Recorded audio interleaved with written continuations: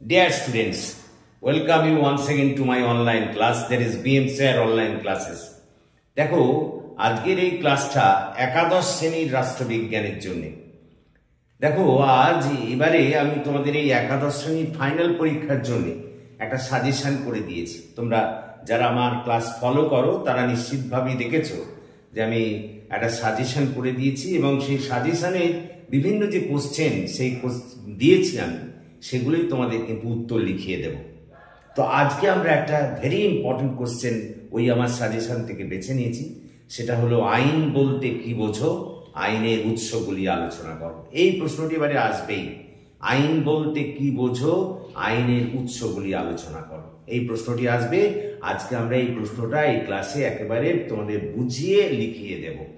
দেখো আমি কি করব, প্রথমে এই প্রশ্নটা আমি আলোচনা করব, একটু আলোচনা করব, করে তারপরে আস্তে আস্তে বলবো, তোমরা সবাই কিন্তু লিখে নাও, কথাটা বোঝার চেষ্টা করো। তো প্রথমে এসো, আইন বলতে কি বোঝায় এটা একটু বুঝে নিই।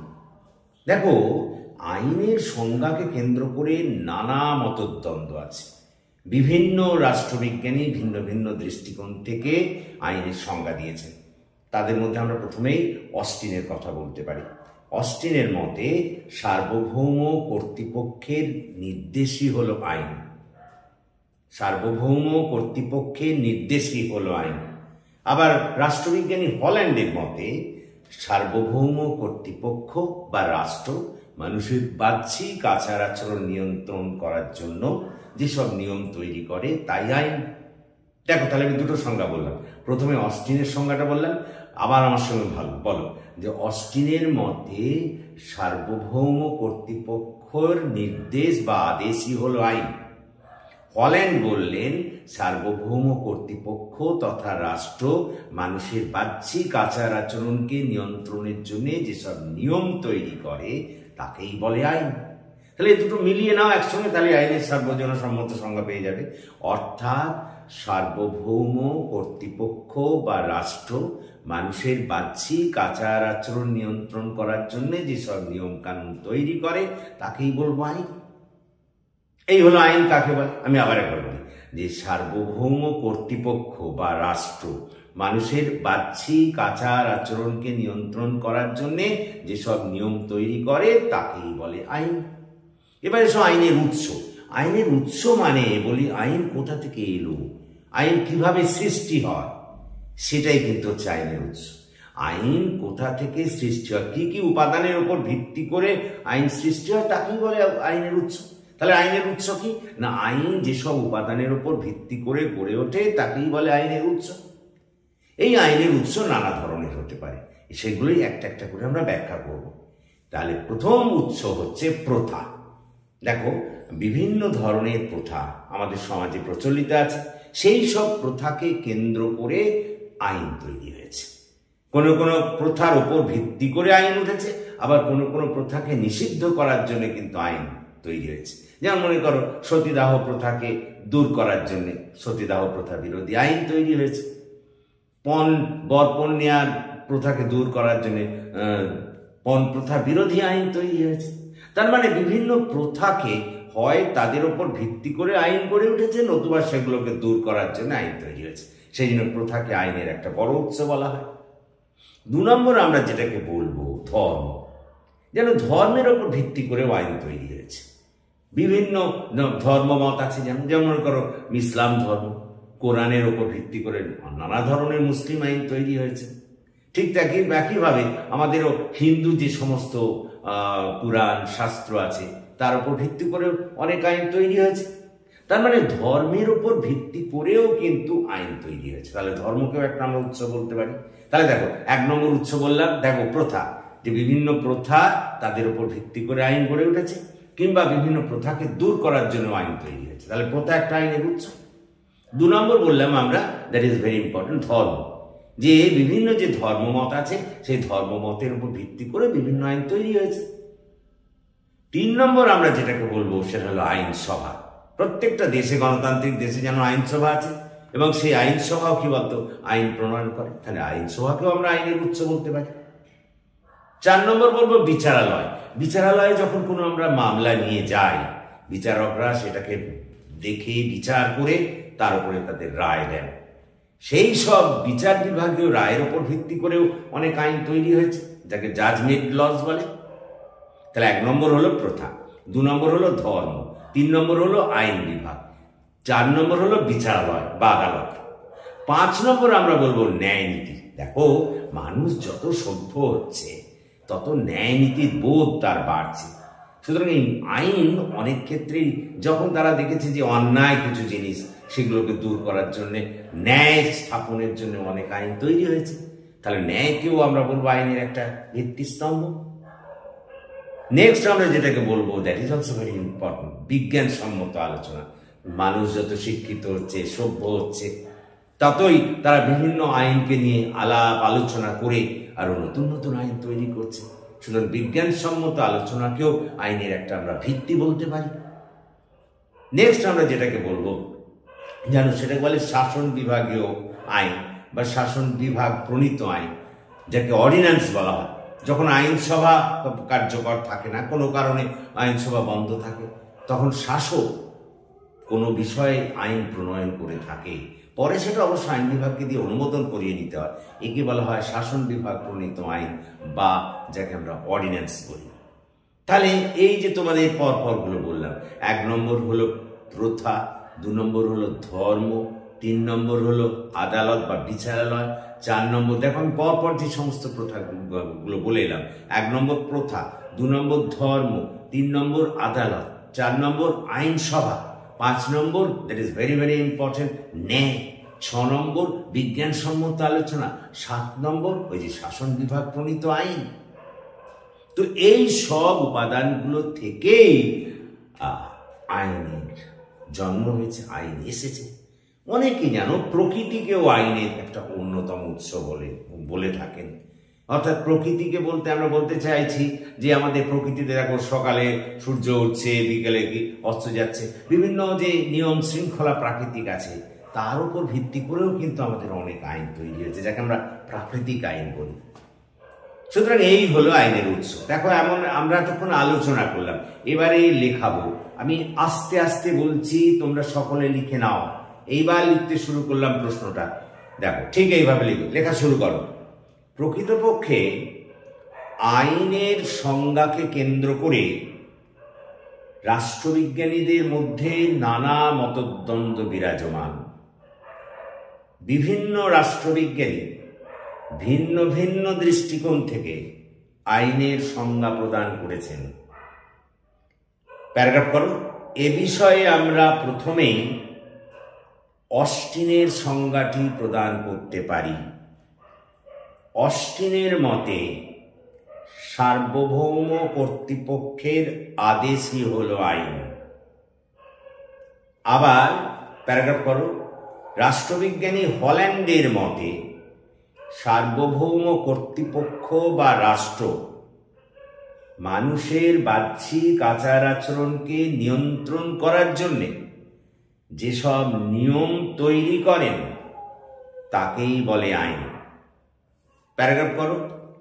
রাষ্ট্রবিজ্ঞানীদের প্রদত্ত এই সব সংজ্ঞাগুলি থেকে বোঝা যায় যে তারা এ বিষয়ে একমত হতে পারেননি।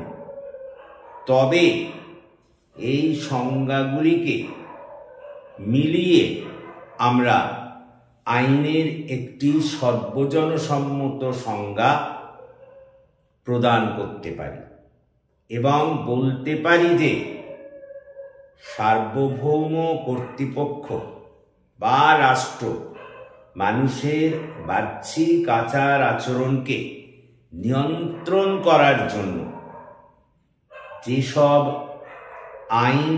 যেসব নিয়ম তৈরি করে তাকেই বলে আইন। এই আইন কাকে বলে হয়ে গেল। এবারে প্যারাগ্রাফ করো।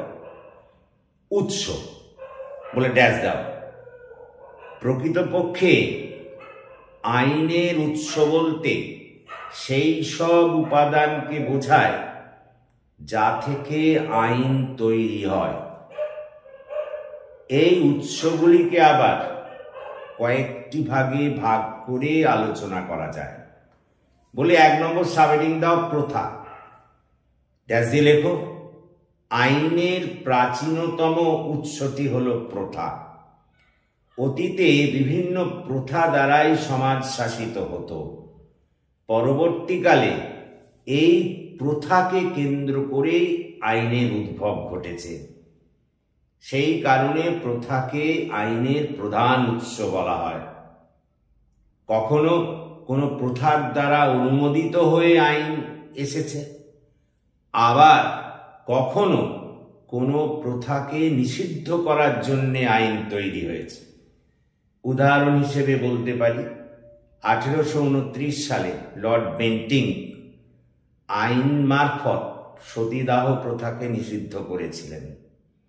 এখানে আমরা দেখতে পাচ্ছি যে একটা প্রথাকে নিষিদ্ধ করার জন্য আইন তৈরি হয়েছে।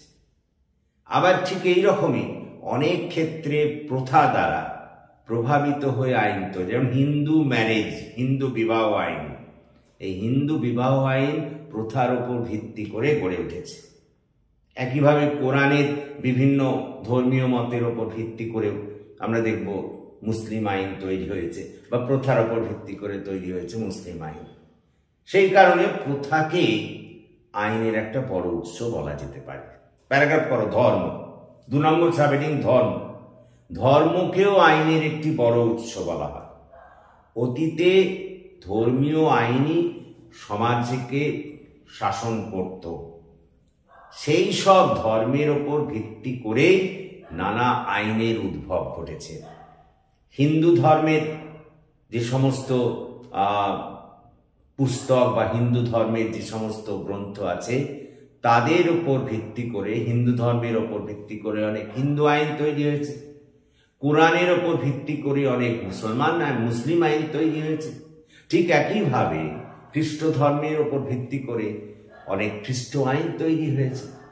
গ্রিক দেশে এরকম অনেক দেবতাদের যে সমস্ত প্রথা, দেবতাদের যে সমস্ত উৎসব, তাকে কেন্দ্র করে অনেক ধর্মীয় আইন তৈরি হয়েছে। অর্থাৎ সোজা কথায় বলা যায়, ধর্মকেও কেন্দ্র করে অনেক আইন গড়ে উঠেছে। সেই কারণে ধর্মকেও আইনের একটি উৎস বলা যায়। নেক্সট 3 নম্বর, আইনসভা। বর্তমানে গণতান্ত্রিক রাষ্ট্রে আইনের বড় উৎস হল আইনসভা। এই আইনসভায় জনগণের প্রতিনিধিরা নির্বাচিত হয়ে যান এবং তারা সেখানে আলাপ আলোচনা করে বিভিন্ন আইন তৈরি করেন। সেই কারণে আইনসভাকেও আইনের উৎস বলা যায়। তাহলে 1 নম্বর সাবহেডিং এ বললাম কি বলো, প্রথা। 2 নম্বর সাবহেডিং দিয়ে বললাম বলো ধর্ম। 3 নম্বর বললাম বলো তো আইনসভা। 4 নম্বর বিচারালয়। বিচারালয়কেও আইনের অন্যতম উৎস বলে মনে করা হয়। কারণ কোনো বিচারালয়ে যখন কোনো মামলা আনা হয়, তখন সেই মামলার রায় দিতে গিয়ে বিচারকরা যে অভিমত দেন, তার উপর ভিত্তি করে অনেক সময় আইন তৈরি হয়। এমন অনেক ক্ষেত্র আছে যেখানে কোনো আইন নেই, সেই রকম মামলা এলো, তখন বিচারকরা সেটাকে বিচার করে যে রায় দেন, সেটাই পরবর্তীকালে আইনে পরিণত হয়। এটিকে বলা হয় বিচারালয় প্রণীত আইন। নেক্সট, ন্যায়নীতি। পরের সাবহেডিং ন্যায়নীতি। ন্যায়নীতিকেও আইনের প্রধান উৎস বলে মনে করা হয়। যত মানুষ সভ্য হচ্ছে, ততই তার ন্যায়নীতিবোধ বাড়ছে। স্বাভাবিকভাবে যেসব অন্যায় বিষয় আছে, তাকে দূর করার জন্যও ন্যায়ভিত্তিক নানা নিয়মকানুন তৈরি হয়, তা থেকে আইনের উদ্ভব ঘটে। সেই কারণে ন্যায়কেও আইনের প্রধান উৎস বলে মনে করা হয়। নেক্সট সাবহেডিং বিজ্ঞানসম্মত আলোচনা। দেখো, বিশিষ্ট পণ্ডিত ব্যক্তিরা, আমি তোমাদের বলছি, যত দিন যাচ্ছে আমাদের সমাজ উন্নত হচ্ছে। স্বাভাবিকভাবে বিশিষ্ট গুণীজনেরা আলাপ আলোচনা করে মানুষের সুসভ্য মানুষের জীবনকে নিয়ন্ত্রণ করার জন্যেও যেসব নিয়ম কানুন তৈরি হচ্ছেন, সেগুলিও আইনে পরিণত হয়। নেক্সট আমরা যেটাকে বলবো আইনের উৎস, সেটাকে বলা হয় শাসন বিভাগ। শাসন বিভাগের অন্যতম কাজ হলো শাসন করা। কিন্তু কখনো কখনো এমন দেখা যায় যে আইনসভা যখন কোনো কারণে অনুপস্থিত থাকে, তখন শাসন বিভাগে কাজ চালানোর জন্য আইন তৈরি করতে হয়। তাকে বলা হয় শাসন বিভাগ প্রণীত আইন বা অর্ডিন্যান্স। অবশ্য যখন আবার আইন বিভাগ ক্ষমতায় আসে, তখন ওই আইনকে আইন বিভাগ দ্বারা অনুমোদন করিয়ে নিতে হয়। এই কারণে শাসন বিভাগকেও একটা আইনের উৎস বলা যায়। তাছাড়া প্যারাগ্রাফ করে লেখো, তাছাড়া প্রকৃতিকেও অনেকে আইনের উৎস বলে মনে করেন। কারণ প্রকৃতি হলো একটা নিয়মের রাজত্ব, শৃঙ্খলার রাজত্ব। প্রাকৃতিক সব বিষয় একটা শৃঙ্খলা বা আইনের ওপর, প্রাকৃতিক আইনের ওপর ভিত্তি করে গড়ে ওঠে। সেই সব প্রাকৃতিক আইন থেকেও আমাদের অনেক আইনের আবির্ভাব ঘটেছে। সেই কারণে প্রকৃতিকেও আমাদের একটা আইনের উৎস বলা যায়। প্যারাগ্রাফ। সুতরাং উক্ত আলোচনার পরিপ্রেক্ষিতে বলা যায় যে উপরোক্ত মানে যেগুলো বললাম যেসব পয়েন্টগুলো, এগুলো থেকেই আইনের উদ্ভব ঘটেছে। সেই কারণে এগুলিকে নিঃসন্দেহে আইনের উৎস বলা যায়। এই হয়ে গেল সম্পূর্ণ কোশ্চেনটি। ঠিক এইভাবে লিখতে হবে। এই এক কলম বাইরেও লিখতে হবে না, কমও লিখবে না। আশা করি তোমরা বুঝতে পেরেছ। যদি বুঝতে পারো তাহলে তোমরা এই ক্লাসের কথা সকলকে বলো, সকলের মধ্যে শেয়ার করো, এই ক্লাস করো। এবং আমার এই যে প্রশ্নগুলো আমি যতগুলো সাজেশনে দিয়েছি, সব প্রশ্ন আমি কিন্তু লিখিয়ে দেবো এরকম ক্লাস নিয়ে। শুধু তোমরা এক কাজ করবে, পুরো ক্লাসটা তোমাকে দেখতে হবে, স্কিপ করবে না। আমি যেমন ক্লাসে পড়াই ঠিক সেরকম ভাবে আগে বুঝিয়ে নেব, তারপর বোঝানোর পর তাকে আমি আস্তে আস্তে বলবো, লিখে নেবে তোমরা। So that's all for this day. Thank you for watching and listening. Please comment, share and subscribe to my channel.